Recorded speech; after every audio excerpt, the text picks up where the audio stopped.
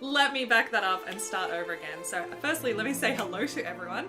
To say my name is Apero and I'm a member of Team Aretusa. I normally play and stream Gwent, the Witcher card game, here on Twitch. However, many people seem to be interested in the fact that my job is, shall we say, not your usual job. It is not the kind of job that maybe many people have or pursue. Actually, I just realized the sound is still on, isn't it? I'll just turn that down. Woo! There we go. Now we've got that sound off. So yes, my job is not a normal job that a lot of people have. Possum Socks, hi Apero, I am interested in that fact. Yes, thanks. Good. I've had a few people request in the, what is it, 4 months? Almost 4 months that I've been streaming. Quite a few people have requested, when do we get to hear you sing? When can we learn more about your job and your day and all this kind of stuff? And the answer is today. Now is the moment. I guess to begin with, I can say I came to opera, just as a bit of a background on how I became an opera singer. Firstly, both of my brothers are musicians. I have 2 half-brothers. They're both musicians. Growing up, I heard a lot of music. One was a rock musician and the other was a classical musician, a classical saxophonist, actually. I don't know if Mark Theus is still around, but yeah, my brother plays the saxophone. And so I grew up around a lot of different kinds of music. But to be honest, I was never amazing at music. I tried learning a bunch of different instruments. I just don't have the talent for it. I'm not good at fine motor skills. It's kind of also why I don't like first-person shooters, to be honest, because I'm just not very good at fine stuff with my hands. It's just not what I'm good at. So basically, I never learnt an instrument properly. I tried learning piano, I tried learning flute, I tried learning piano accordion, I tried learning, I think, trumpet for a very short amount of time, but it never really took. But one thing I could always do was to hold a tune, and not just hold a tune, but actually properly sing songs. And my mum likes to tell me the story that when I was 5 and I was in kindergarten, we had a little Christmas concert, and I was chosen to sing Santa Claus is Coming to Town. And apparently the adults were kind of blown away because, you go to a little kiddie concert and you expect to hear Santa Claus is coming to town. And apparently it was not like that. Apparently it was properly sung and everyone was just like, what? This little 5-year-old girl being like, Santa Claus is coming to town. And so I think people were just kind of a bit like, what? How is a 5-year-old doing this? So it was kind of a talent I already knew I had. I did some singing lessons as a teenager. And, but when I got close to doing my finishing certificate for high school, I kind of put music aside. Actually, the music department at my high school begged me to do music for my leaving certificate, and I did not. I didn't do it, and that's because I was always, and still to this day am, terrible at music theory. I am not good at music theory. Thank you for the follows, guys. Oh, I got a little smudge there. There we go. So yeah, I'm not good at music theory at all. If you ask me what key something is in, I probably can't tell you. I am very, very open and honest about the fact that I'm not good with music theory. So that was part of why I decided not to study music at that stage in my life. And I put music aside, I put my singing lessons aside, and I started a completely different thing. So I actually did my undergraduate degree in journalism, media, radio, television production, video production, these kinds of things, which is, I like to think, how I learnt some of the presentation skills that I use today for streaming. That was kind of my background. I also learnt Spanish. That was my second major, and I lived in Chile for a while. And then after uni, I went and got a job as a project manager, and I worked organising business conferences and doing all that kind of stuff. So I really worked in the corporate sector. I also worked in digital marketing, which again has been very helpful for streaming. But then I was working actually in digital marketing for Opera Australia. So the opera company, the Australian National Opera Company. And, being around music again, I was like, wouldn't it be nice to learn singing again. It's been so long since I've done singing, you know, maybe I should just start taking some lessons again just for fun. So I found one of the opera singers from the company and I said, can you teach me? She said yes. And we started learning. The first thing she did was recognize that I was no longer a soprano. So as a teenager, I would say most teenage girls are going to be sopranos because you just have a high-pitched voice, right? You're still kind of a kid. So when I had originally learnt to sing, I was obviously a soprano. And so I kind of stuck to that and went to her and said, I'm a soprano. And I tried singing like, oh mio babino caro. And she was like, you know what? I don't think this sits right on your voice. You're probably a mezzo-soprano, which is a slightly lower woman's voice.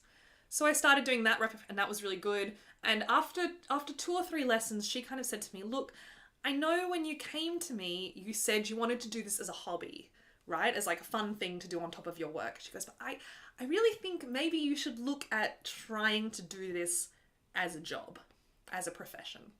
And I was kind of like, what? Excuse me? What are you talking about? And she was like, no, really, like, I think you should go and try to get into the Conservatorium of Music, do a master's degree, and become an opera singer. And at the time I was kind of like, that sounds awesome, but how realistic is this really? Like, is this just a pipe dream? But in the end, I took her advice. I actually found another teacher who was already teaching at the Sydney Conservatorium of Music. She then helped get me up to scratch, up to the level I needed to be for the auditions for the master's degree. I applied for the master's degree. I got into the master's degree. I had to move back in with my parents so I could afford to do the master's degree. And then 2 years later, I graduated and I was hired immediately by the National Opera Company to do a small role for a few months. And then I moved to Germany to pursue the career further. So now we're kind of up to date. About 2 years ago, I arrive in Germany. I do some auditions all over the place. And eventually I land this job that I still have to this day, which is in the chorus of a theatre, actually. So they do ballet, they do theatre, they do opera. It's a state theatre. I don't like to say exactly which one it is for stalking or anti-stalking reasons, but nevertheless, just trust me that it's a state theatre and a good theatre. And basically this is where I ended up. And I'm in the chorus, which means that we're usually singing like villages and angry mobs and all this kind of stuff. And, you know, it's so much fun because for me, I forgot to mention before, I did a lot of theatre growing up and even at university as well. I directed, I acted, I produced. I love theatre. And so for me, it's kind of great being in a chorus because I get to do a lot of the acting and stage stuff. And I don't need to be 100% perfect every single time I sing, which soloists really, like, there's a lot of pressure on soloists to be really amazing. I think I'm a good singer, but I also don't like the high pressure environment that is involved for soloists. Sauerkraut Man asks, why Germany exactly? And the answer is because Germany is #1 in the world when it comes to opera. I think, if I remember correctly, last year Germany put on 7,000 opera productions, and the next on the list is the USA with 3,500. So basically, Germany is far and away the best country to be in for an opera singer. As a result, it's a bit of a mixed bag. Basically, anyone in the world who learns opera learns German and tries to come to Germany to become an opera singer. So on the one hand, it's a great environment. There's a lot more jobs, but there's also a lot more competition. So it's a bit mixed. Sing Apocalypse Noctis. I don't know what that is. I'm not going to sing a song that I don't know. Today I'm going to be singing 2 songs. There's 2 songs I'm going to be singing and preparing. And then you guys can ask me questions as I go. Fat Boy says you can tell the streamer is telling a good story when the chat is quiet. Oh, thank you. We went to operas in kindergarten here. So yeah, sounds true. We have machines and operas. Well, that's good. It works for me. So yeah, that's kind of when I arrived in Germany. I actually originally got this job part-time and I was working as a translator. So someone mentioned all the dictionaries behind me, and there they are. There are all the dictionaries because I was working as a translator. I've also got a lot of language learning books there from when I was learning German. So there's plenty of things there. to kind of, yeah, support that aspect, which I no longer do now that I'm working full-time, so I don't need to do that stuff anymore. I can if I ever need extra cash, then sure, why not? But I don't really need to. German is a fun language. Yeah, it's fun. So yes, excited to hear the songs that you're practicing. Yeah, so let's talk a little bit firstly about voice types. Because I've seen a few things. A few people have said that there's like, am I going to break glass? And then someone else was asking about male sopranos. So it's a little bit of a story here about voice types. Generally speaking, I will say this. In an opera chorus, there are 4 voice types. And each voice type has 2 separate sections. So you have soprano, alto, tenor, and bass. And you have soprano 1, soprano 2, alto 1, alto 2, tenor 1, tenor 2, bass 1, bass 2. And these generally represent the ways in which the human voice is generally dissected.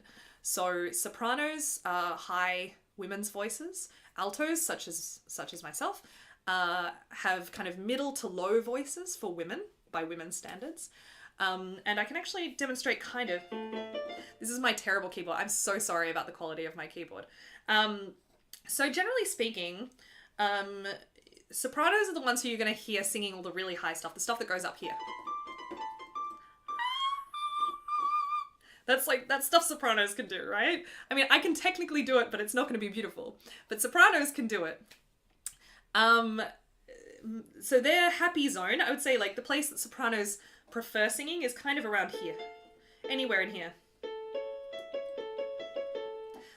That kind of zone, that's kind of like, that kind of area, those are kind of the notes from there to there.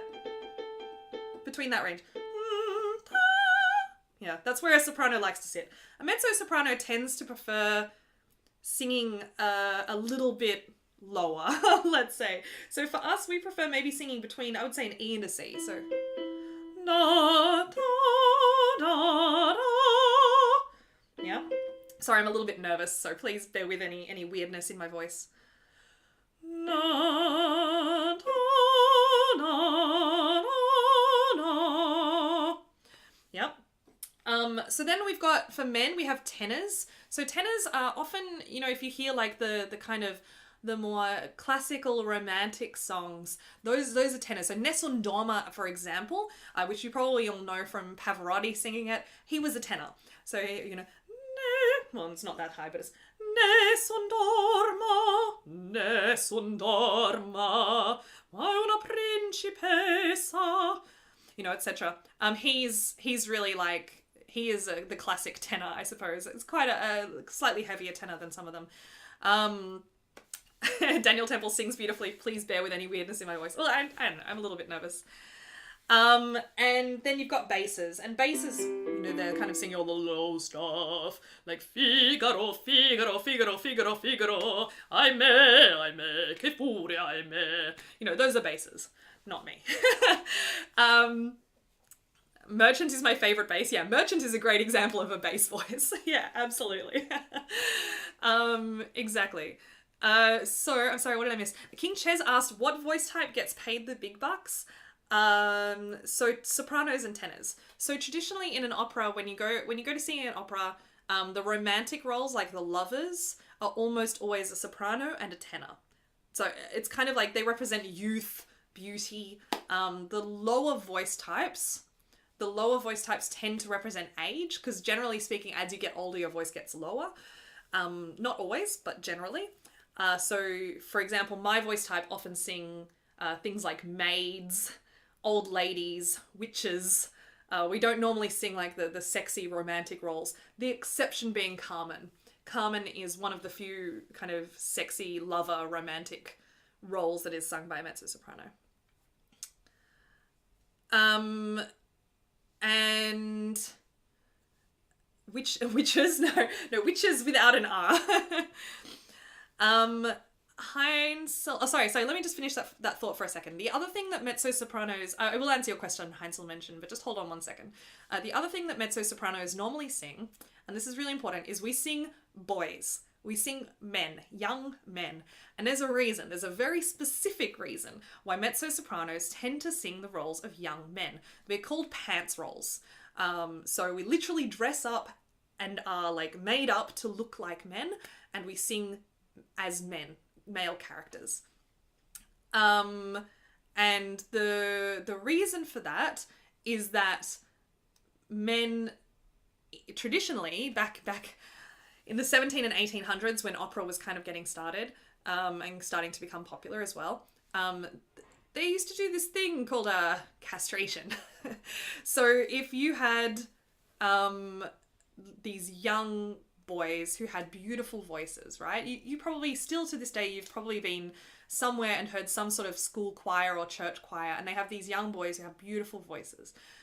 And what they used to do is that there would be some boys would have these beautiful voices, and maybe they didn't have any other way that they would necessarily make money. So their parents would make the executive decision to cut their balls off. And these were called castrati. So these were men who's got the snip and basically became male sopranos, so to speak. So they had a very specific voice that nowadays, obviously, we don't do this, so we don't really actually, and it was also before the advent of recording, so we actually don't know exactly how it sounds. We don't have any records of it. We can only kind of go off what we've read and heard. So it's kind of this situation where we can kind of guess what it would have sounded like, but we don't actually know. But apparently it was just gorgeous. It was a gorgeous sound. So basically they would grow up and the vocal cords would mature, which they do as you get older and broaden. And so they would have this big, beautiful sound, but there was no masculinity in it at all. So it's very, very interesting. Your human walks in to hear you explaining male castration. Well, he's also an opera singer, so he knows what I'm talking about. He also knows what I'm talking about. Castrati, that's right. Did not think that's where the story was going. So the to bring this back to my main point, the reason that mezzo-sopranos sing these roles of boys and young men is because those roles used to be sung by castrati. Nowadays we do not have castrati, and the closest thing we have really are either a mezzo-soprano, i.e. a woman dressed as a man, or we have men who sing in falsetto, and they're called countertenors. It's a very, very specific thing. Quasi-arch links to that. I know exactly what that link's going to be, quasi, so you guys can check it out if you want. But the thing to remember is that recording that we have, the only recording we have of it, is from an old man in a choir who, like, I mean, if you're old, like, that affects the voice anyway, plus the recording quality is low. So, like, even though we technically have that recording, we don't really know what a castrato would have sounded like. That's kind of horrifying. Yeah, it is. But we don't do it anymore, so that's good. But that's part of why, as part of my training, I learned how to walk and act and be a young man. It's part of my training. So I know how to be a gypsy and a witch and an evil character. I know how to be a maid and a best friend, because these are the other roles that mezzos tend to sing. I also play men. I don't think either of the songs we're singing today are as men, though. We're singing 2 songs as women. But we're not acting today, we're just singing. Opera training is also acting training? Absolutely. So if you've ever seen an opera, you know it's also a story. So we are not only singing the story, we also have to act the story. So that's part of what we do. Someone asked earlier about diction training. So we sing in many different languages. Already in my 2 years here in Germany, I've sung in English, German, French, Italian, Russian, and Czech. So 6 different languages. At university, we learn to sing in 3. So we learn German, Italian, and French pronunciation. So before I had ever started learning to speak German, I knew how to pronounce German. So that's kind of like part of our training. So we learn acting, stagecraft, pronunciation, vocal work, ensemble, how to sing in a group. Despite the fact that arias are normally the most famous music, most operas actually rotate around group work. So singing in ensembles. Unfortunately, there's just one of me, so you only get to hear arias today. Speaking of which, I have gotten this stalwart of the opera community, the Arias for Mezzo-Soprano Schirmer book, Any opera singer knows this book. You know, there's one for bass, there's one for baritone, there's one for soprano, there's one for tenor. So we've got some different things. There are 2 arias I want to have a look at today. The first one, where are we? Where is it? There we go. You all know this one. It's called Una voce poco fa. I'm pretty sure you will have heard of it before. So it's from an opera called The Barber of Seville, which is where the famous Figaro song comes from. So, you know, Figaro, Figaro. That actually comes from The Barber of Seville, not from The Marriage of Figaro, which is a different opera. It's called what now? It's called Una voce poco fa, which means, like, basically, yeah, a voice. Una voce poco fa. So it's actually got 2 keys, and sopranos sometimes sing it, and I'm very much against sopranos singing it, because there's a very important reason why a mezzo would sing it. Ooh, whoa, might help if I play this. This is the thing, I'm actually terrible at piano, so you guys kind of have to bear with me here. There we go. There we go. Una voce poco fa, qui nel cor mi risuonò. I don't know if you know it, but that's the basic idea of it. But it's got a lot of what's called coloratura. Is the guy who does the Go Compare adverts in the UK a famous opera singer? I don't know those ads, and so I can't answer that question. Poco fa equals briefly ago. Oh, thank you, Heinzel mentioned. There you go. I should probably know that, shouldn't I? I sound like a goat. Don't worry, there are plenty of opera singers who sound like goats. Sometimes I sound like a goat if I do it badly enough. Alright, so the first thing I want to explain, Swan Dive actually asks exactly what I was about to explain, is that normally we do warm-up exercises. So we often call opera singing the Olympic sport of singing. So things like jazz and pop, they take skill. They totally take skill, and it's a very learnt skill. Something like scatting, for example, is an exceptionally incredible skill. I cannot do it at all. But generally speaking, those forms of singing are a lot easier than something like opera. Opera is a full body thing. You literally, we learn how to use our butts to help support our singing sound. So, for example, if I'm singing pop, oh baby, baby, how was I supposed to know that something wasn't right here? You know, it's all here. Like, everything I'm doing there is like, yeah, I'm using my voice, but it's pretty much all in my face. There's nothing happening below the neck in that particular situation. Whereas with opera, if I try to only use my head, it's gonna sound really odd. It's like, it just doesn't work. Like, it just, you can't do it. I can't even make it happen. You really have to have these very enormous breath control. You need to have huge intake in breath into your lungs, and you need to support the sound actually from your diaphragm, which is kind of like underneath your lungs, sits underneath your lungs to help. What it does is kind of help draw the lungs down and create this big support. Wyn Evans is his name. I don't know of him, King Chairs, but then again, there's a lot of great opera singers at the moment, so it could just be that. Brittany is the epitome of head voice. Yeah, pretty much. So yeah, it's called head voice. So as a mezzo-soprano, this is the other difference between sopranos and mezzo-sopranos. Sopranos will tend to use more head voice, so they're losing. That's all up in my head. There's nothing happening down here. But as a mezzo-soprano, as you can hear when I talk, it's a little bit lower, and that's because I use a bit more of what's called chest voice. It's actually not the reason. The reason I'm a mezzo-soprano is because of the way that my vocal cords are made, but as a result of that, things like chest voice are easier for me. Is what you're describing called belting?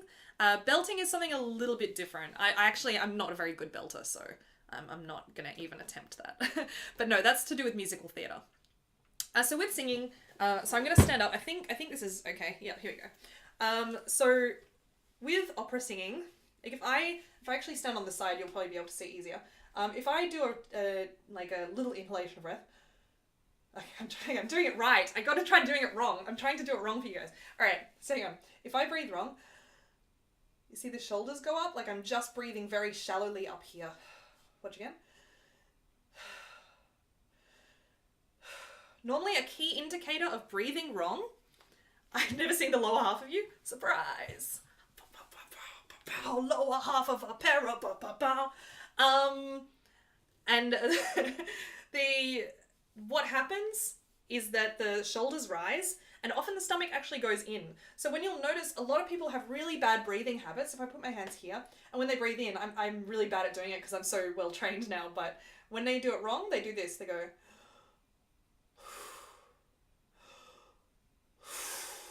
And that's wrong. That's totally 100% bad breathing. It leads to stress, for one thing, because you're actually taking really shallow breaths. It doesn't support the sound for singing. It's really, really, really, really, really bad. But that's how a lot of people breathe. And the best example of this is when people like are trying on dresses or they're trying to fit into something tight, right? And then they say, okay, breathe in, and then they go like that, and it's wrong. It's the complete opposite. What they should do is take a big breath in, like this,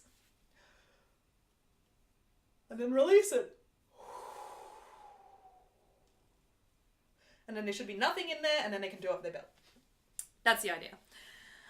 Is breathing for opera any similar to contemporary singing? Technically, yes, it should be, but realistically, you just don't need as much air for most contemporary singing as you need for opera. Is this the first time she's actually worn trousers while streaming? I do often wear pajama pants. I'll have you know. It's my little secret. It's legs. Yeah, exactly. Legs. Oh my god. So yeah. So that's kind of just the basics, the basic idea behind the bad habits that people often bring when they start learning. I prefer my streamers without legs. Well, I'm back. I have no legs now. But yeah, so generally what we want, if I kind of come closer, you can see it doesn't look attractive. It's not a sexy thing, but when you breathe in, you actually want to see the stomach come out. So watch, like this. Should stand a little straighter, but yeah. So you should actually be able to see the stomach expanding and hopefully also the lungs. So we're breathing deep into the belly and the lungs, and what you'll see is that what should happen is rather than the shoulders raising, the shoulders should actually come backwards because the lungs are expanding. That's the idea. This is like meditative breathing? Yes, exactly. And this is the thing, learning to breathe properly. I used to also be a fitness trainer. I forgot to tell you guys that. But as a fitness trainer, it helps for things like fitness. It helps for strength training. It helps for relaxation. It helps for sleep. It helps for stress. It helps for meditation. And it helps for singing. So I'm really a very, very big proponent of good breathing. Dirty Priest asks, why don't opera sing in English? They do. So for example, Peter Grimes is a very famous opera in English. It was written by Benjamin Britten, who's a British composer. For example. But most English-speaking operas come from the 20th century. Sweeney Todd's more a musical than an opera, but yes. Breathing generally helps. I'm a friend of breathing of general. Yeah, exactly. It's a helpful thing. All right, so normally we do warm-ups, right? The thing is that today I actually already had work in the morning, so I've already sung today. So I'm already warmed up, but I can give you an example of like some of the warm-ups we do. I mean, scales, someone mentioned scales earlier. Scales are really the classic one. The easiest way to get the voice warm is actually to do trill, or rolled R's, sorry. So rolled R's are this. Right? Easy, easy, easy. So I'm just going.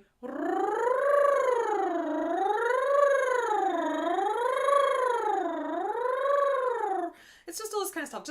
Just generally moving along it. You can also go way up with that. It's a very, very, very safe way of warming up the voice because you're not putting any pressure on it at all. It's just air. It's just air and vocal cords. There's no attempt to manipulate sound or to make a certain vowel or anything.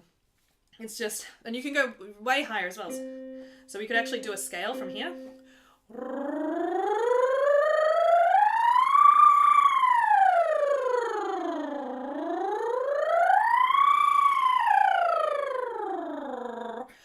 It's very, very easy.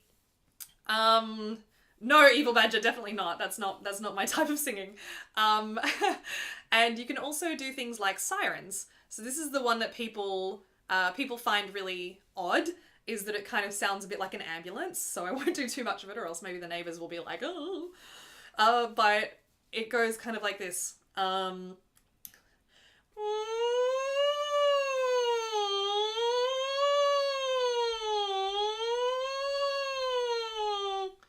Okay, so that is what we call a siren. Basically what it is the NG. So if you can do like going, yeah, or seeing, it's just an sound, and then you just move up and down through a scale with it.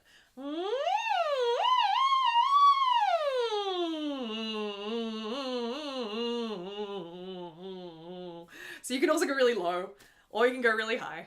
But it's basically just a way to kind of move through the entire scale of what you're capable of.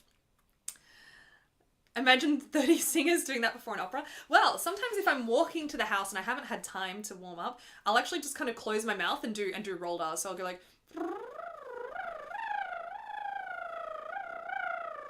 and it makes noise, but it's not like really a big deal.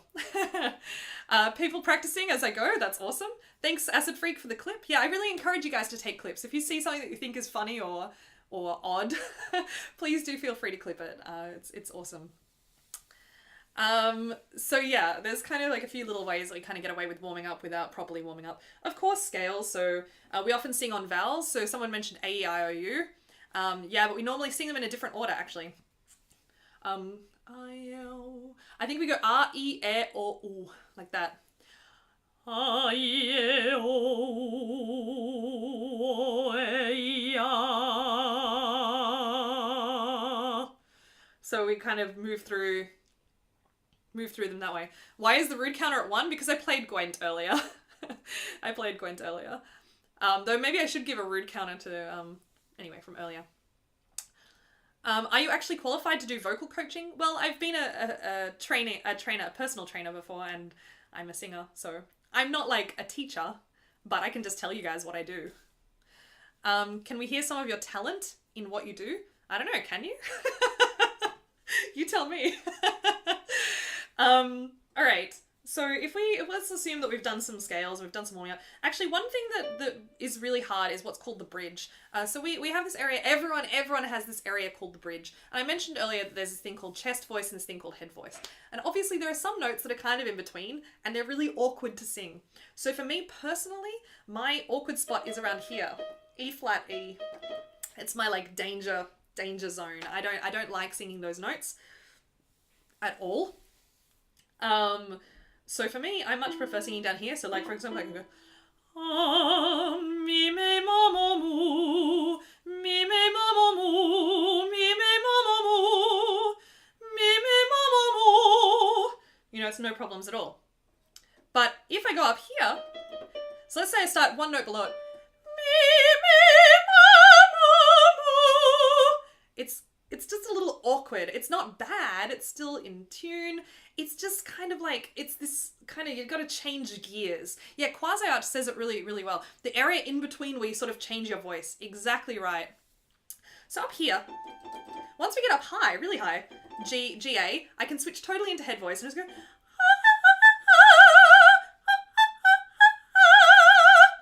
you know, it's just like, I'm not using most of this at all, anything really. But when I'm here, it's just so awkward. Like it's not, it's really hard. It's not quite there. Like, you know, it's just a little bit difficult for me. But yeah, so that's what we call the bridge. So just so you guys are aware of that, because there will probably be a few moments in this aria where I say, this is a bridge moment. Yeah, this is also, we call it the passaggio, which is an Italian word that means the passageway, essentially. So, you know, it's the passageway between these two parts of your voice, and it can be really awkward. So now I've lost my place again, so let's go back. Hi, Mr. Bubster, welcome.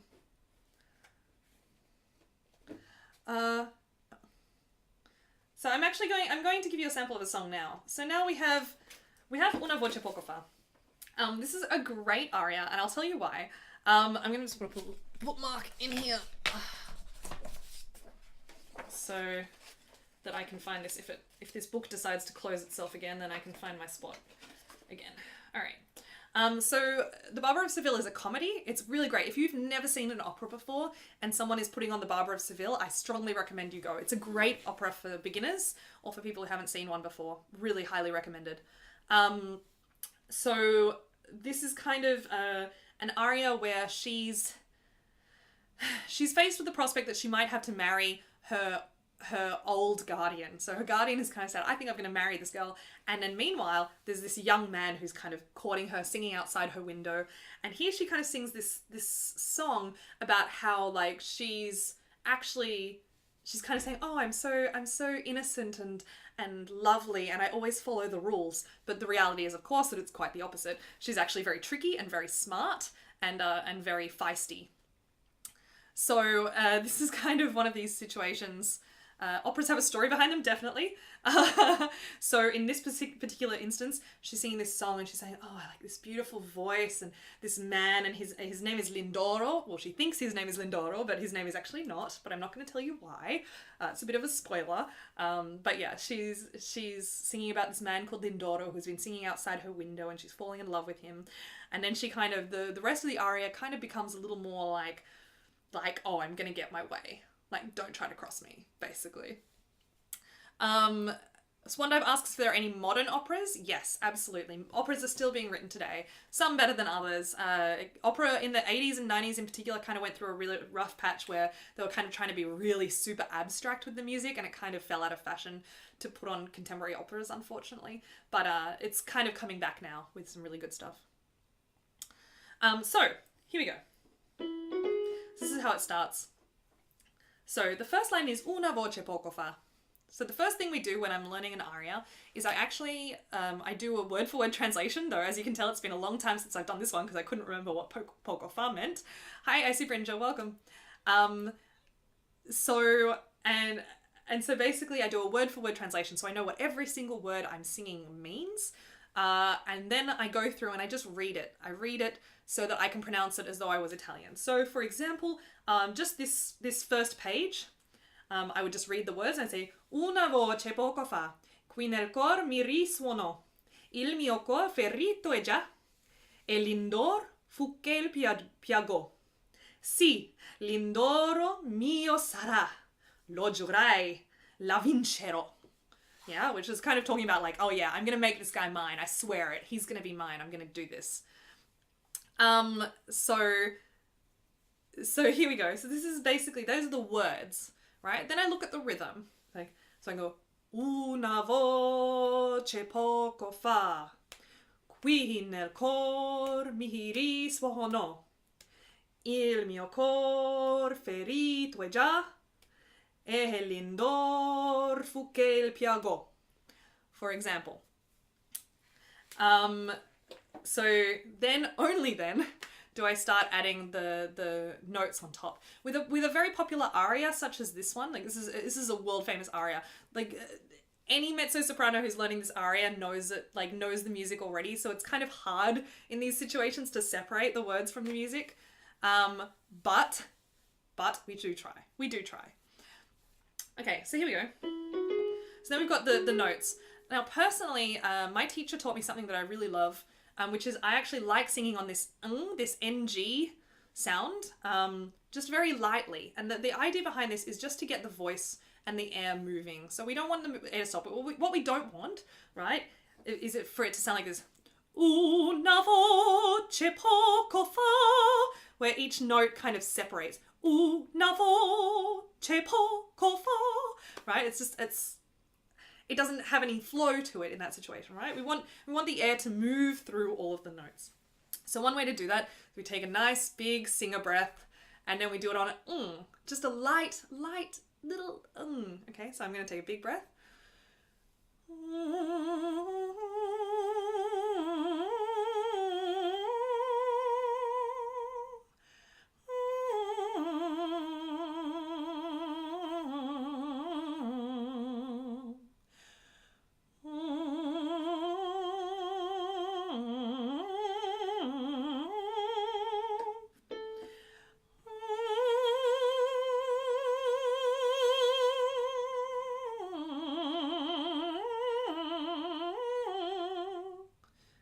Just light and easy.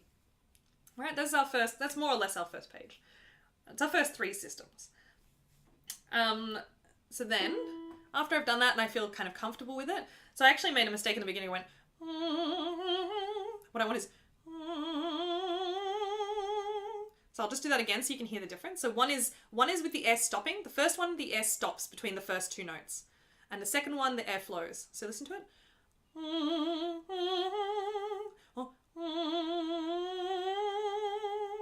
So you can hear the difference there. One, the air is moving. The other one, the air stops. And what we don't want is for the air to stop. That's a real bad habit that I have. So you'll probably hear me make that mistake many, many times. But that's okay. That's part of learning. Mr. Bubster says, what is the rude counter at the bottom? That's when I'm playing Gwent, Mr. Bubster. So I'm normally a Gwent streamer. And sometimes when people do moves against me that I don't like, I call them rude. And then we count them up. So that's part of what we do. Okay, so let's actually try it with words. So now we've practiced the words hypothetically. I don't know this piece, and I've said una voce poco fa, qui nel cor mi risuonò, il mio cor ferito è già. Right? And then when we put it together, we want to now add that music that we just practiced, and then do it this way. Una voce poco fa, qui nel cor mi risuonò, il mio cor ferito è già.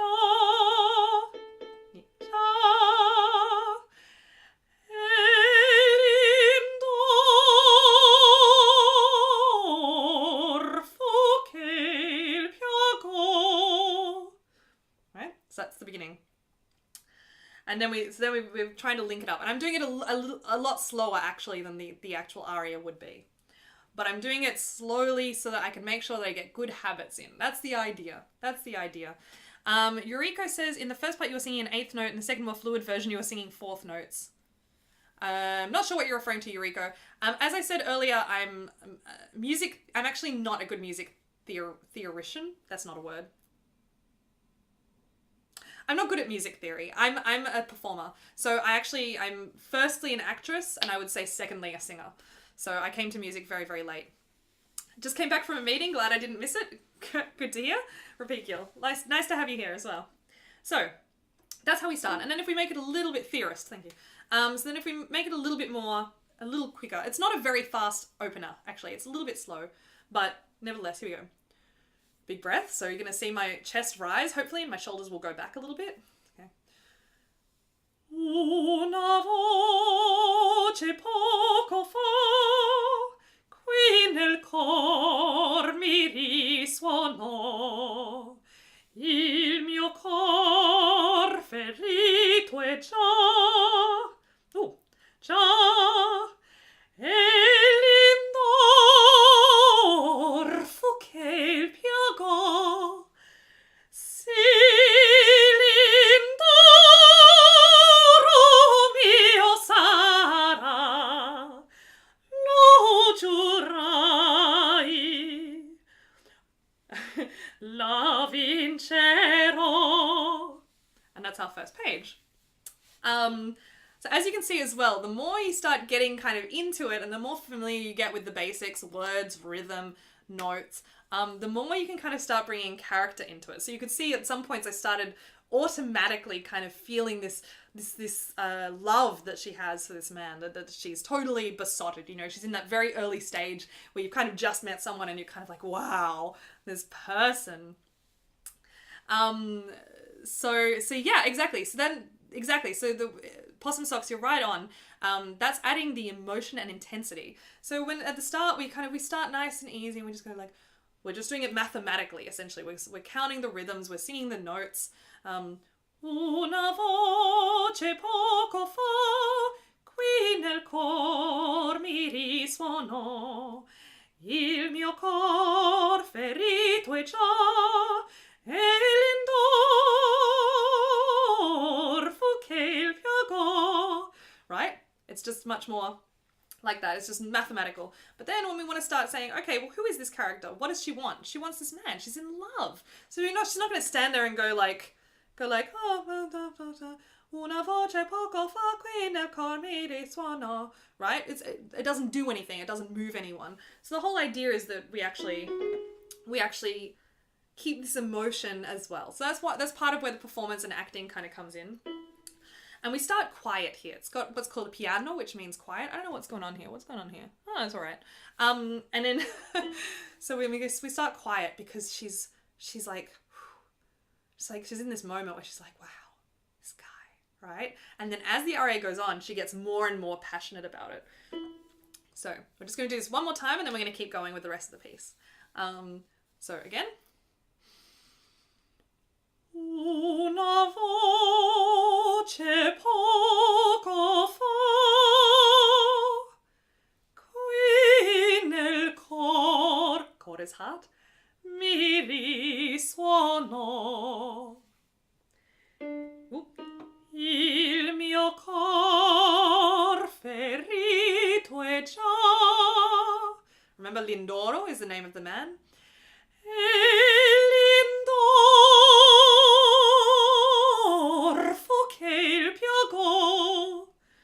And then she says his name again. Si, Lindoro. Mio sarà. Yes, Lindoro will be mine. Let me just get a note. Si, Lindoro mio sarà. Lo giurai. La vincerò. So she says, lo giurai, I swear it. La vincerò, I will achieve this. I will do this. Yeah. So she says, Lindoro will be mine. I swear it. I will succeed. That's essentially what she's saying. Oh, I'm sorry guys about the sound. Yeah, there's not a lot I can do about that. Maybe I can turn down the volume of it a bit. No, okay, apparently I can't. But yeah, there you go. Sorry guys.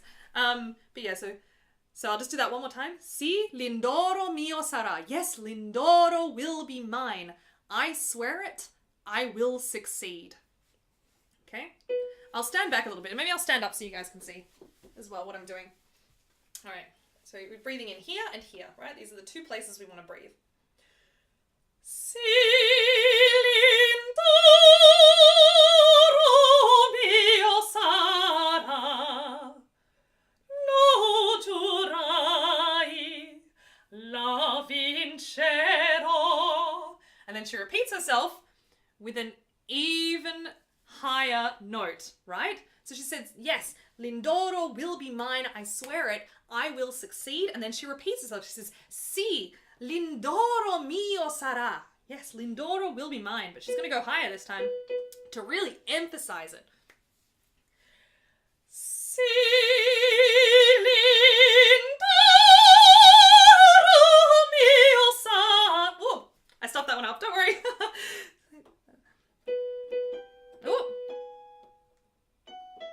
Si, Lindoro. Yeah, this is a different one, sorry. It's hard when I don't do it next to each other. It's really hard isolating it for you guys. But si, Lindoro mio sarà. Yes, the first time. Si, Lindoro mio sarà. Lo giurai, la vincerò. Si,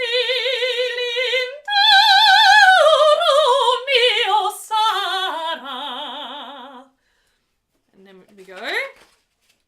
And then I do something a little bit different here. I go, lo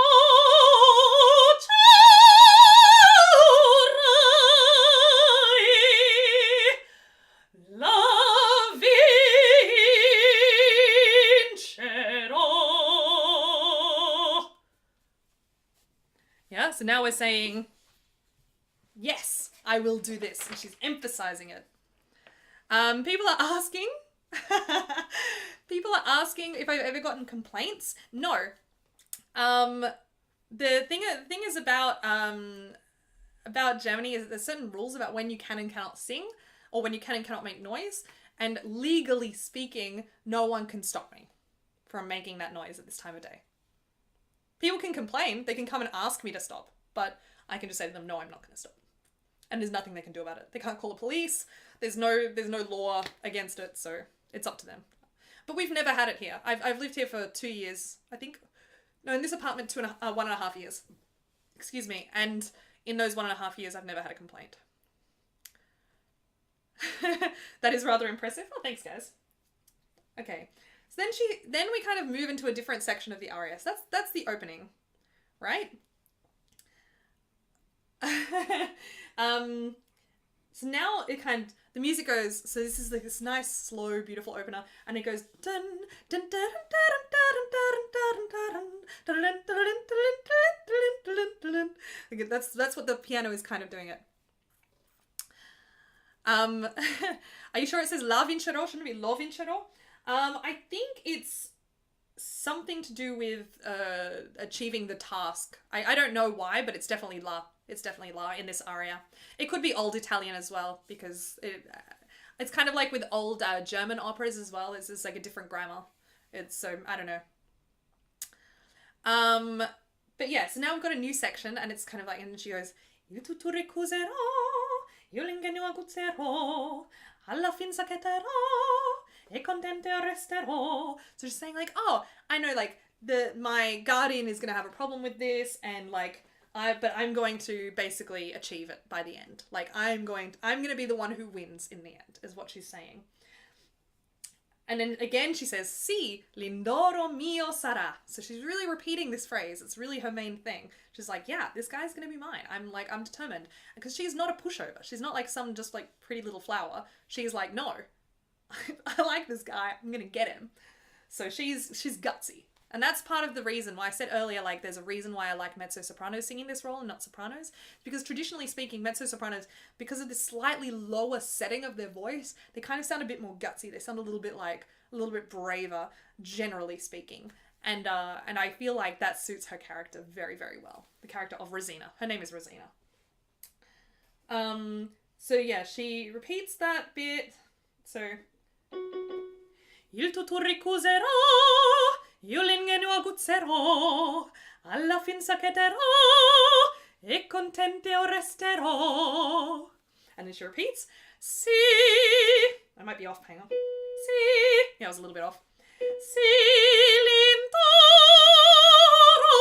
mio sarà, lo giurai, la vincerò. And she does the high one again, which I don't necessarily need to do again, but si l'indoro mio sarà. You guys heard it earlier. Lo giurai,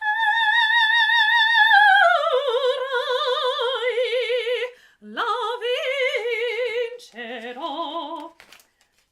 Now, that's kind of just the opener to the aria. The next section, she's kind of saying, io sono docile. I am gentle. You know, I'm docile. Docile, literally, I think it means sweet. It literally means sweet. So she's saying, oh, I'm just a sweet little girl. Like, oh, look how innocent I am. Right? But she's really kind of trying to... She's not saying that she's innocent at all. She's not innocent at all, guys. She's saying, io sono docile. I always have trouble with this word. Rispettosa. I'm respectful. I'm sweet. I'm respectful. I'm obedient. Io sono ubbidiente. Ubbidiente, sorry. Ubbidiente. I'm obedient. Yeah? And I'm such a sweet lover. Dolce amorosa. I'm so sweet and lovable. And then she says, she says, mi lascio reggere. I allow myself to be guided. You know, because this was kind of the stereotype of what a good woman was when this was being written, right? It was like someone who's sweet and docile and doesn't say anything they're not supposed to and allows themselves to be led by the men and the people who know better than them. And so she says, mi lascio reggere. And then she repeats it, mi lascio reggere. Mi fo guidar. I let myself be guided. Yeah? And then she says ma, which means but. And this is very important. She says ma se mi toccano, dove il mio debole sarò una vipera sarà. So she says, but if you try to cross me, I turn into a viper. Yeah? And then she says, e 100 trappole prima di cedere farò giocare. So she says, and I have like 1,000,000 traps, or 1,000 traps that I can set off and that I can do. So she's saying, oh, look how lovely and gentle and peaceful I am, and I allow myself to be guided, and it's such, I'm such a good girl. And then she's like, but if you fucking cross me, I'm gonna come for you. Yeah? So it's kind of, this is the fun thing about this aria, is this real kind of like, whew, she does not want to be crossed. So, now that I've told you what it means, thank you, Neogs. I am not a dancing monkey, so don't just tell me to sing. It's a bit rude, if you don't mind. And can a mod add to the rude counter? Because I find that a little bit rude. So basically here, we've got, it begins here, and she goes, so again we're saying, io sono docile, sono obbediente, sono rispettosa. Yeah, she's saying all these nice things, and then you'll hear the ma, and the ma will be very, very important, right? So just look out for that ma. She's saying, but if you cross me, right? Io sono docile, son rispettosa, son obbediente, dolce amorosa, mi lascio reggere, mi fo guidar,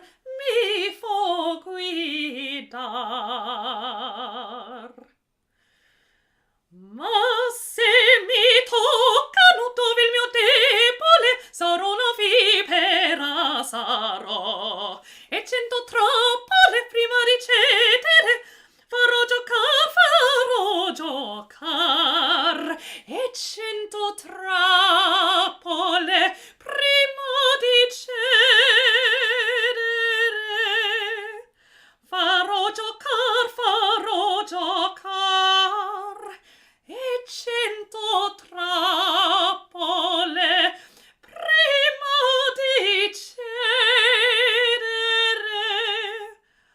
e 100 trappole farò giocar.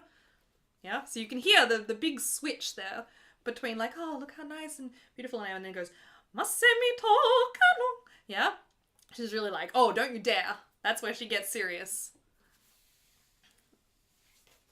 Royale says, would you say that you have a pretty good Italian accent? I mean, generally, I don't think you can ever escape the fact that you're not a native speaker.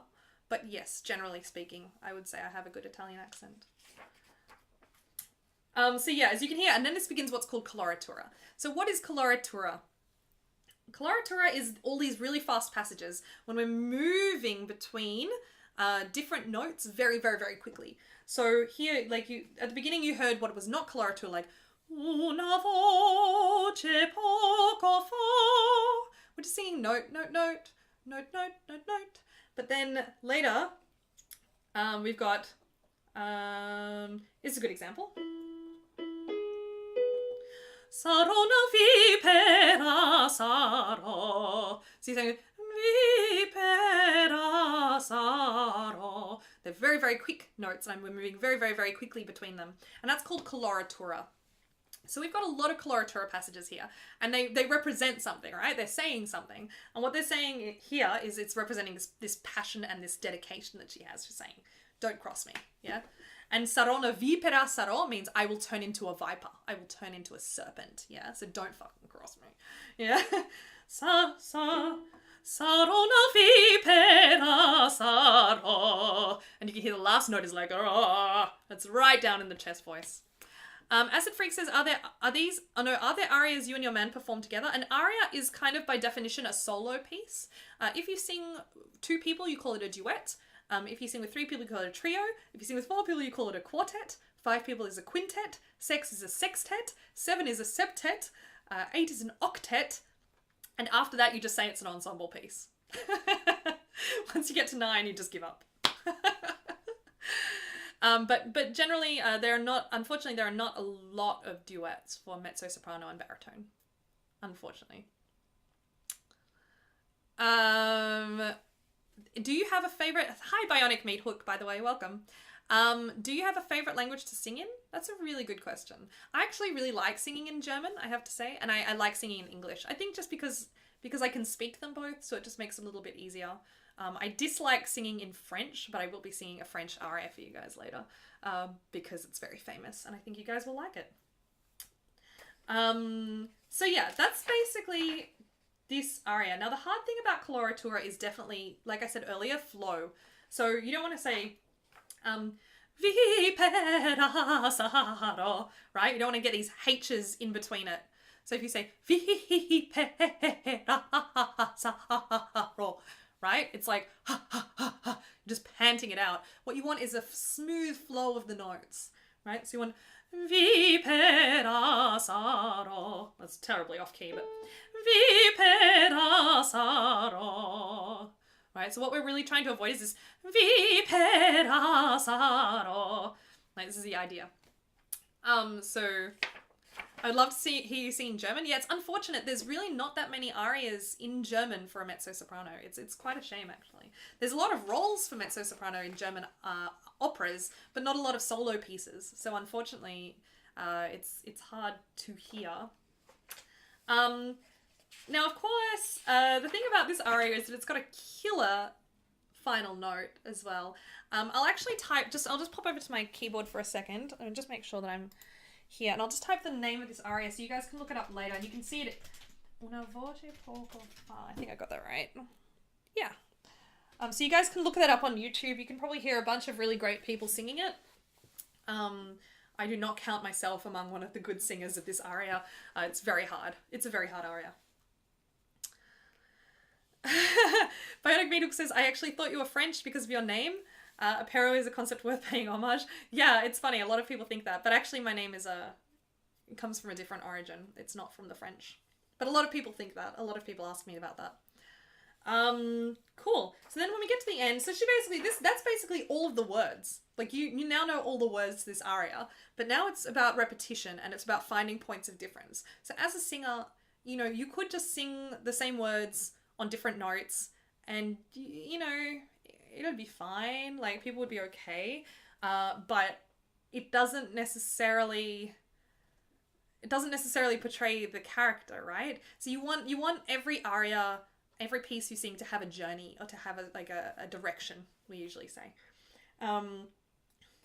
So she actually sings that whole thing that I just sang before, and then the music gets quiet again, and then she has this moment where she realizes that she might not seem as quiet and gentle as she had said, so then she goes back to saying it again. So she goes, Io sono docile, I'm sweet. Sono obbediente, I'm obedient. Mi lascio reggere, I let myself be guided. And then she does this little thing where she's saying, and then she's going to say it again, I let myself be guided. And then she goes into the ma. And this one we're going to do differently. So last time we said, mi fo guidar, and then go, ma se mi toccano. Right, that's how we did it the first time. This time we're going to do it a little bit different to kind of demonstrate that she's doing something different up here, right? So she goes, mi fo guidar,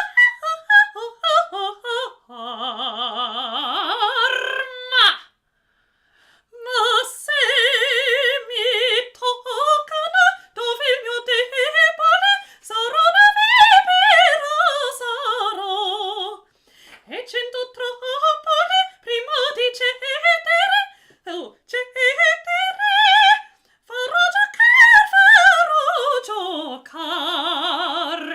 So that was very high for me, so that's why you could hear I kind of went a little bit under pitch, but for a mezzo-soprano this is getting right up into my upper register. And then she does the same thing again, but we're going to go to the end now. So we go. If I can find where I start, here we go. E 100 trappole prima di cedere, farò giocar, e 100 trappole prima di cedere. I think I got a little bit off key. E 100 trappole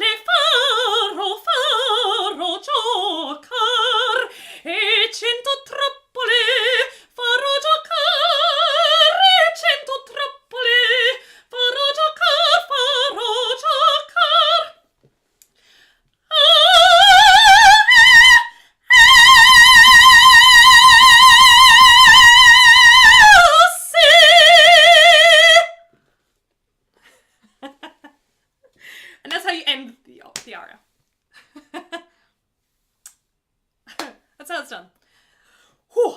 And that's hard. I need some water after that.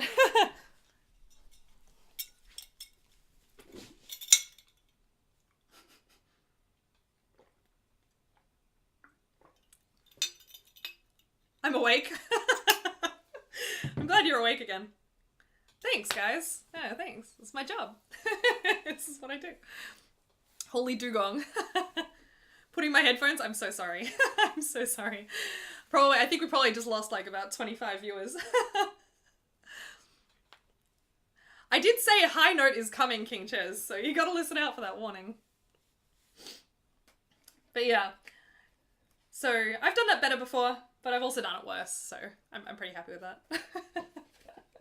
Alright, so we've got about 45 minutes left, so I say we move on to the next aria. Now you definitely know this aria. I don't care who you are, you have heard this before. And I'm just going to start singing it and see if you know what it is. I think you'll know it.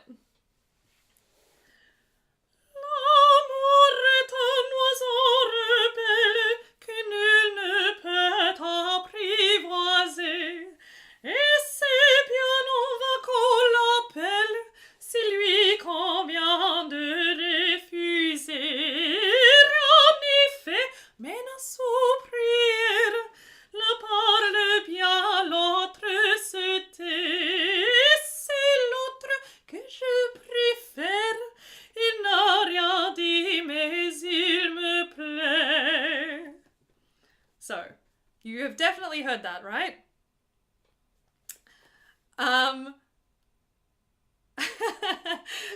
Garko says, I started watching your stream playing Gwent and wanted to fall asleep, and then suddenly woke up to opera slamming out these notes. Apero, sorry, slamming out these notes.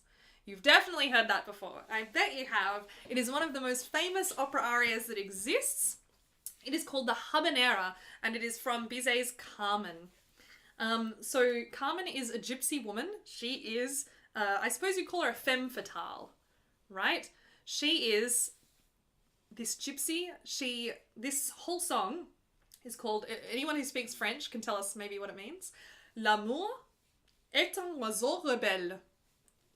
Est un oiseau, I should say, est un oiseau rebelle, right? Which means love is a rebellious bird.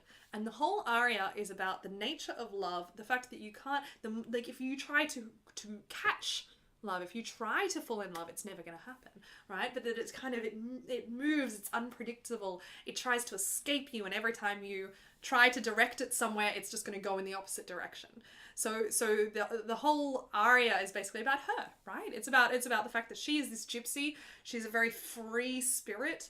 She doesn't want men who are trying to lock her down, and in fact the whole opera revolves around this story where there is a man who falls in love with her, and he basically tries to control her, or tries to, you know, to turn her into like a good, decent woman. But she's not a good, decent woman. She's this wild gypsy who follows her heart. She doesn't do what is expected of her, quite the opposite.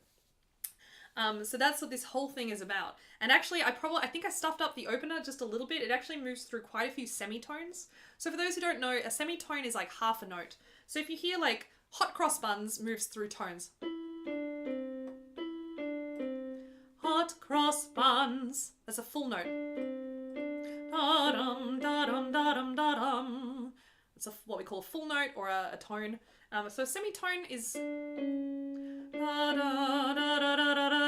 Think Jaws. That's what we call a semitone.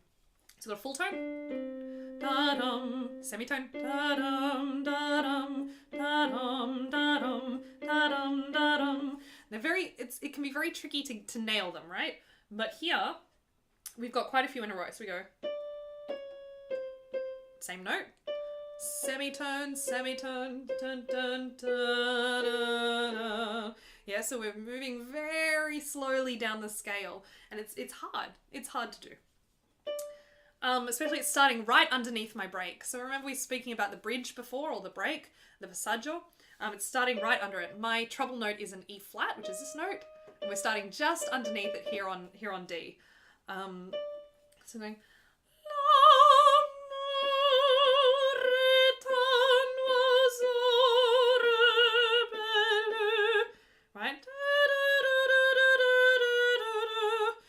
It's very hard not to go what we call under the note, or flat. You would just say flat. But here she goes, l'amour est un oiseau rebelle. Love is a rebellious bird que nul ne peut apprivoiser, that no one can catch. Right? So that's the idea. And then you'll hear later she says, l'amour, l'amour, l'amour, l'amour. So she's just saying love, love, love, love, right? And we'll get to that, and I'll kind of explain to you kind of how we try to make these different. How and why do we try to make each one of these different? Okay, so here we go.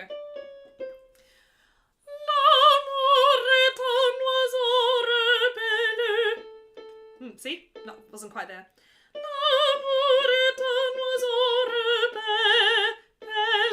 Better.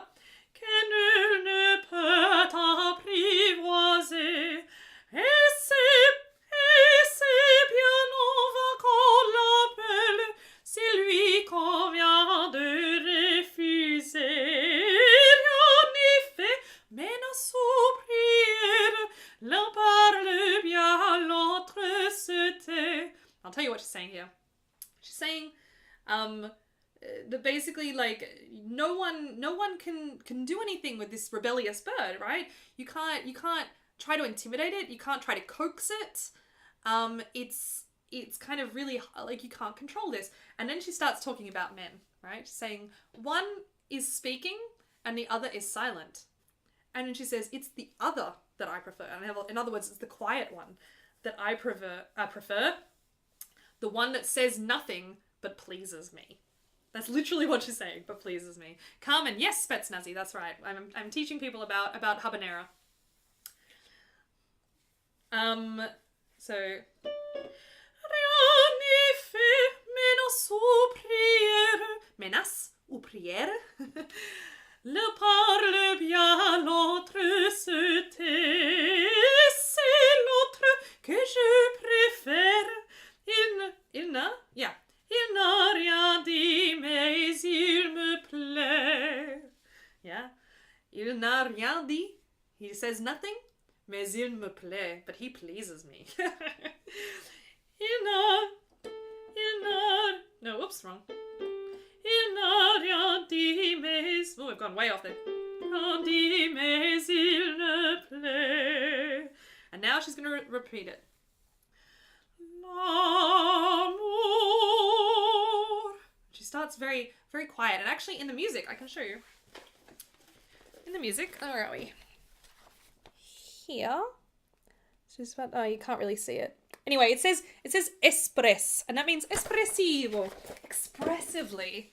Yeah, expressively. So she starts, we interpret that as meaning maybe quietly or like softly or some sort of gentle caress of the word. L'amour, the love. Oops. L'amour.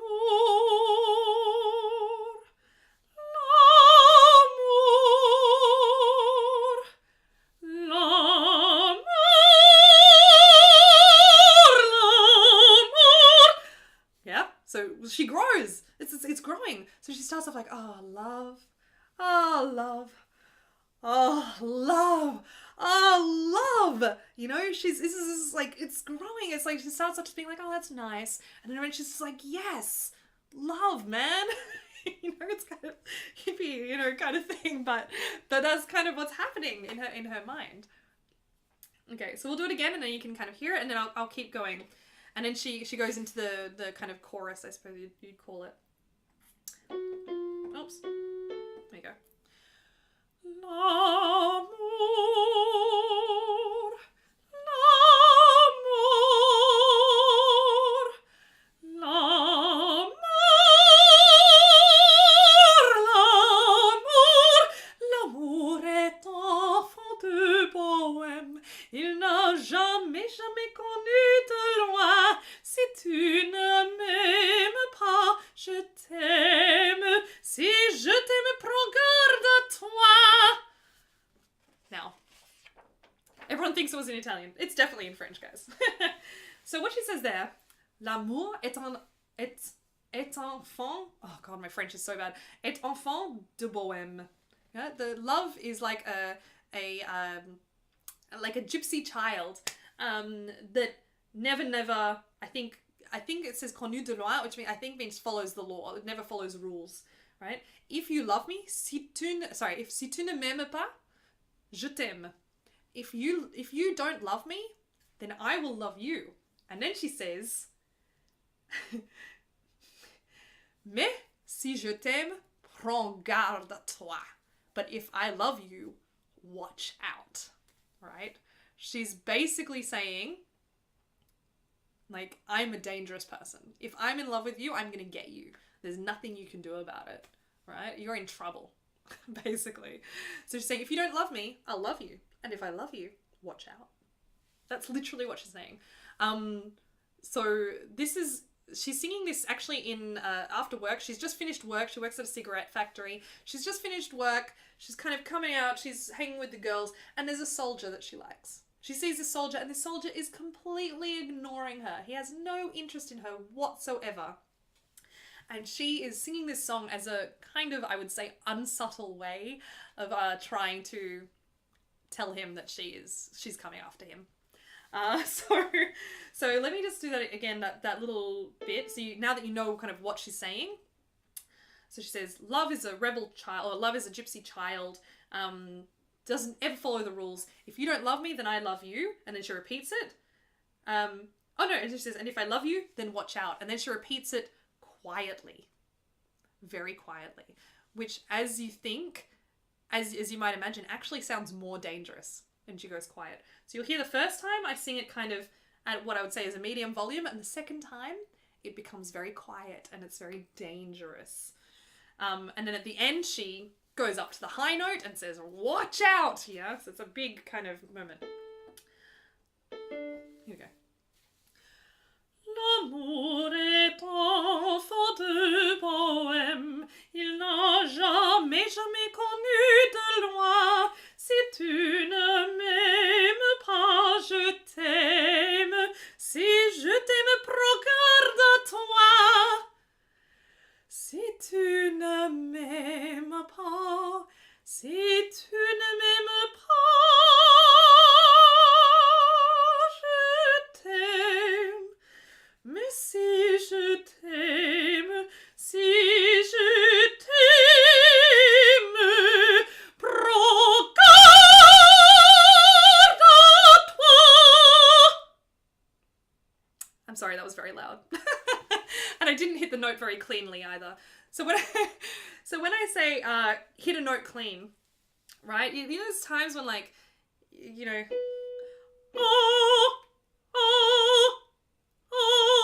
we're hitting it, boom, boom, boom. There's nothing there. But sometimes if you don't quite have your voice in the right position, or you're not quite supporting the note properly, or you haven't formed the vowel properly in your mouth, then you don't hit the note clean. And what that means is that, so the exact same note, very clean. But if I hit it unclean, I might go, like that. I'm kind of like, I'm not quite on the note straight away. It's kind of like,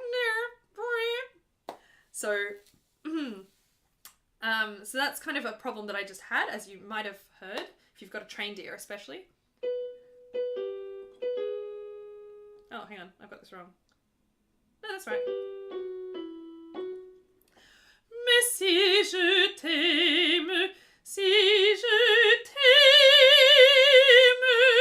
And there's another option in which we can actually just go down. We don't need to do a high note actually there. We can say, si je t'aime, prends garde à toi.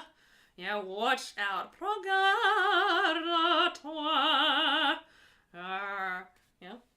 But we can go up to the high note and it just changes the feeling, right? But it's an artistic decision you can make. Mais si je t'aime. I'm going up to a high note. Warning, warning, high note coming, guys. Mais si je t'aime, si je t'aime, prends garde à toi.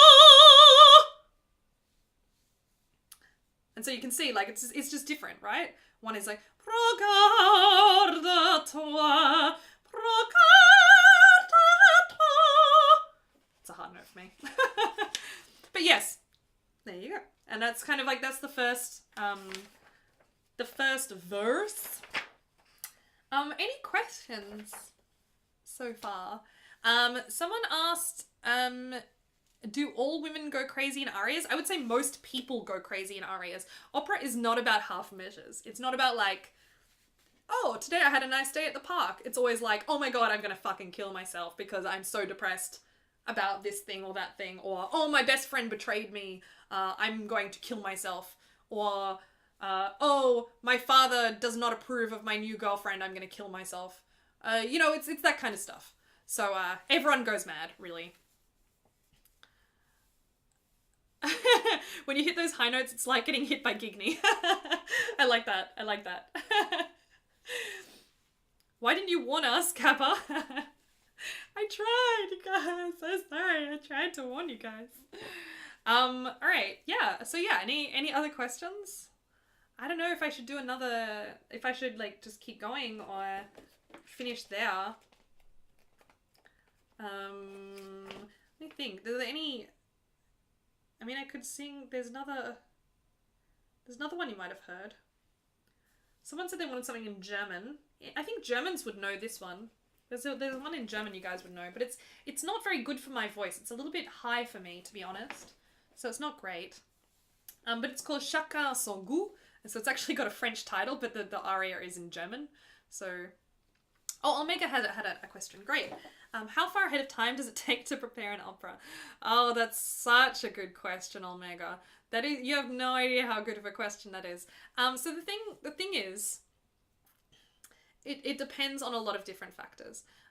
So in addition to having, of course, a particular opera house and a particular set of music and composer, of course, opera is also a stage format, right? So we also have directors and we have different productions. So unlike a musical, you know, with a lot of musicals, it's kind of like, it's the same production. If you see Lion King in New York, it's going to be almost identical to Lion King in London, right? It's completely different with opera. With opera, every place does a different production, a different concept, different costumes, different set, different ideas about characters. Everything is kind of, it changes every time. So at this theatre, at least, the theatre I work at, they have two different types of productions. The first is called a premiere, and if it's a premiere, it means that they are restaging it. So the staging has never been done before. So even if we've done, let's say Carmen, which almost everyone in the theatre has done 1,000,000 times. The orchestra has performed it, the chorus has performed it, most of the soloists have performed it before. Then basically, in that situation, the production though is new. So the director is new, it's a new set, new costumes, new movements on stage, all that kind of stuff. If that's the situation, we would normally get I think 3 to 4 weeks to prepare an opera like that. If it's what's called a Wiederaufnahme, which means like what would you call it? Like a re-release, technically. But that's not what you would say in English. I'm trying to think what we would call it. Like a repeat production, I suppose we would call it.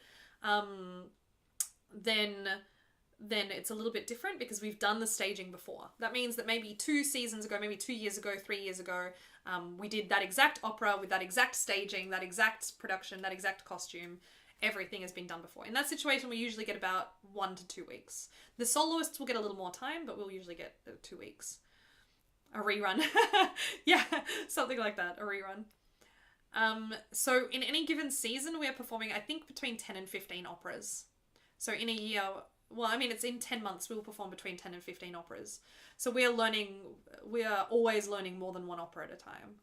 I think the most we had this season was that we were learning 2 operas and performing 3 operas all at the same time. So we have to memorize a lot, and we have to stay on top of it. It can be really hard, honestly. But yeah, it's a lot. How do you get promoted in the opera? What do you mean, Warp Spider, by promoted?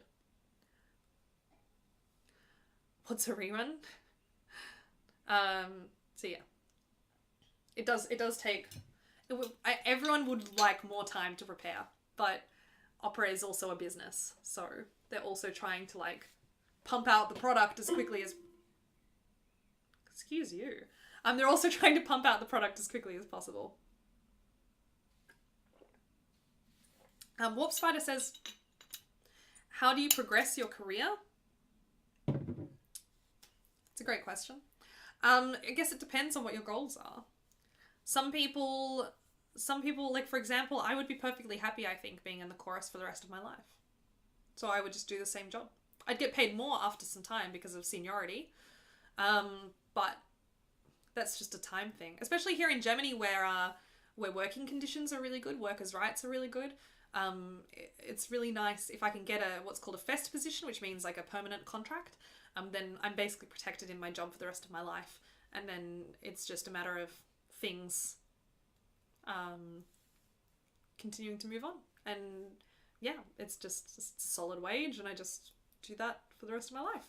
I'd be perfectly happy doing that as long as I have other hobbies and things to do, such as streaming. That's something that I love.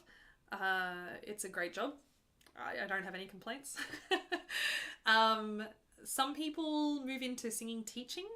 Some people move into conducting. Some people go completely different. For example, solo career is really difficult in opera. It's a lot of competition and a lot of work and a lot of stress, even if you do get the work, and not paid as well, honestly. The chorus actually usually get paid better than the majority of soloists, which seems counterintuitive, but we also put in a lot more hours, generally speaking, than the soloists do.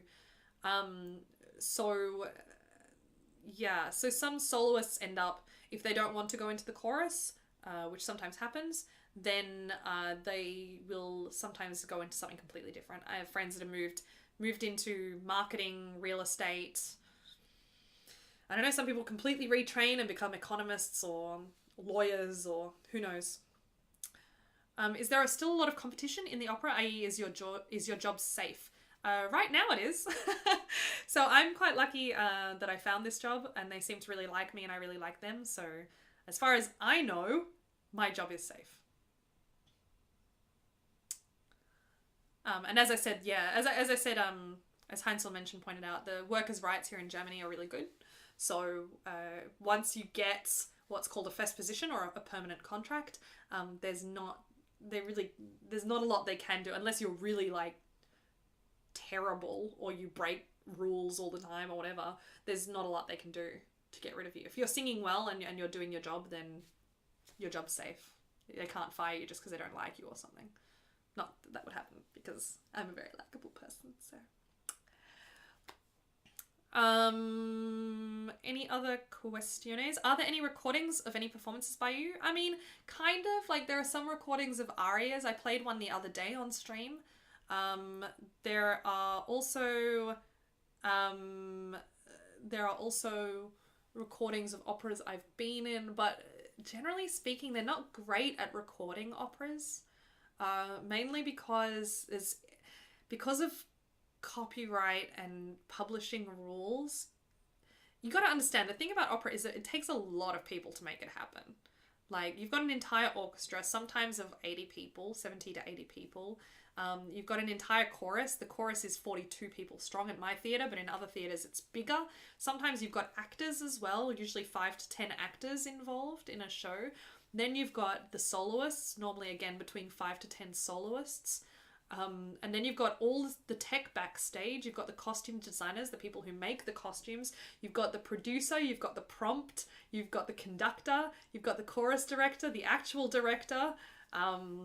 You've got the dramaturg. I mean, it's basically like you're looking at easily like 150 to 200 people that you have to pay for any given opera. So if you record an opera, there are actually rules that state that people have to get paid for that recording if that recording's going to be released anywhere.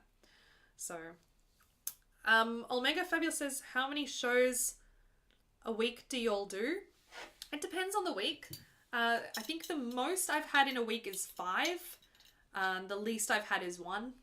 So it can vary. But if we're not performing in a show, we're rehearsing. So I work 5 days a week. Technically, I work 5.5 days a week, but we don't always, like some days we don't always work the full day. We have an evening shift off or something like that. Oh, thanks, Possum Socks. Yeah, have a great day. Daniel Temple asks, I may be making assumptions here. Did you say people leave opera because they can't be a soloist anymore, like they're too good for the chorus?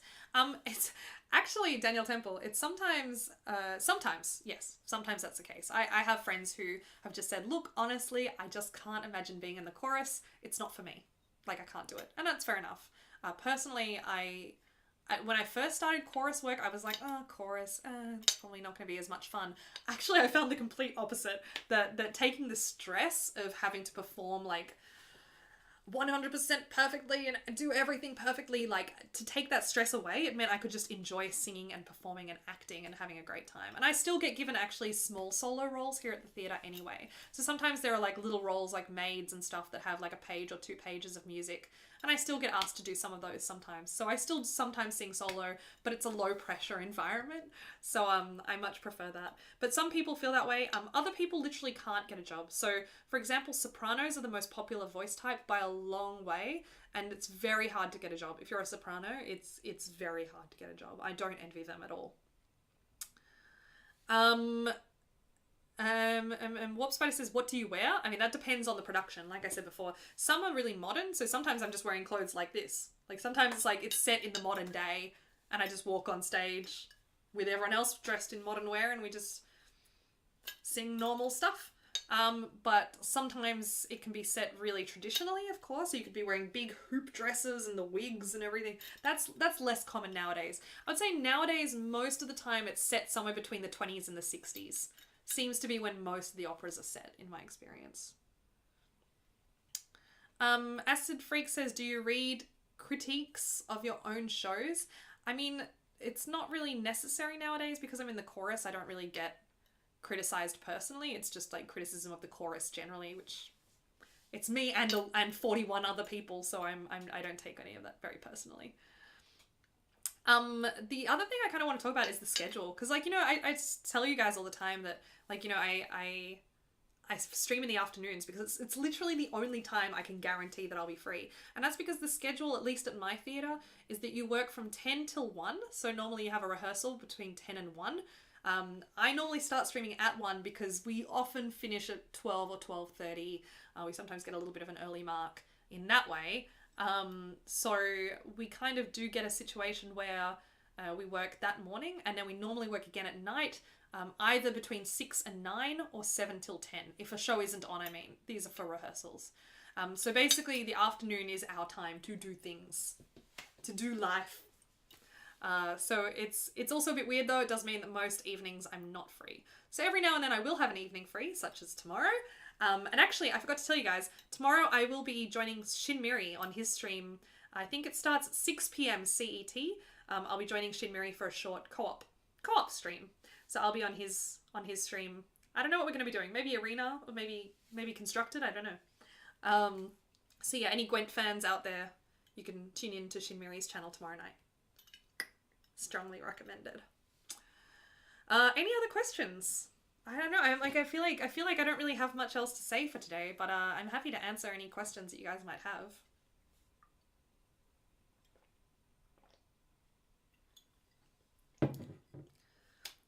I don't think so. You guys seem to have gone quiet, so I assume I've hopefully answered everything. Astralind, thank you for the follow. Much appreciated. Much appreciated. If there's nothing else, then I guess I will finish up. Tell us some of your favorite operas. So I'm a big fan of dramatic work. So for example, Verdi and Wagner. I also like Strauss a lot. Tchaikovsky. I'm a big fan of Tchaikovsky. So those kind of more like ba ba ba ba. I don't know. I just love it. You were too informative. Sorry guys. My bad.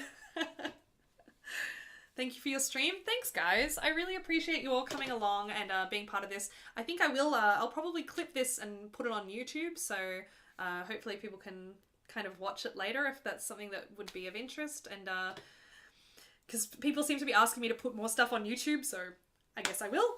And yeah, it was just really fun being able to talk to you guys about my job and what I do. And admittedly, like, I'm not normally singing arias because I'm in the chorus, but it was fun nevertheless to share those with you and to kind of explain to you why they're fun and cool, and to encourage you guys maybe to go see an opera yourself. But if you ever have any questions about opera generally, feel free to come drop into my channel. For those who don't know me, I do stream Monday, Wednesday, Friday, and Sunday at 1 p.m. CET. And that's every week. And I'm normally streaming Gwent. Gwent the Witcher card game is what I normally stream. So I might do another opera stream in future. I'm not sure yet. We'll see. But I think I've answered everything, really. But yeah, and this was my celebration for 1,000 followers. So thank you everyone yet again for following and for making that possible. As you can see, we've kind of smashed our follower goal in the end. So yeah, it's just been great. So yeah, I think I'm just gonna end the stream there. I don't have my keyboard. Hang on, let me grab my keyboard and then we can see who else is online maybe. Let's see. I'm just gonna put it on my lap. Let's see who we can go raid.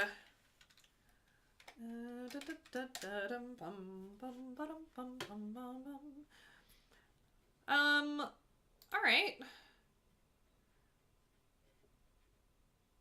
Let's send you to Agadan. It's been a while since I've sent you to Agadan, and he's still streaming now. So we're going to go send you there. Agadan is great. He's also an Australian Gwent streamer. So please, when you arrive, thanks guys. So type Dugong Raid when you arrive, and shower him with dugongs. He'll love it, just like this. You know what to do, subs. You know the drill. This is what exactly right, Daniel Temple UK. You got it. You got it. All right, here we go. Agadan with 2 N's. Yeah, and yeah, have a great time. And thank you so much again for supporting me and making this a really fun stream. I was really nervous, but I think it turned out really well. So thank you everyone, and have a wonderful day.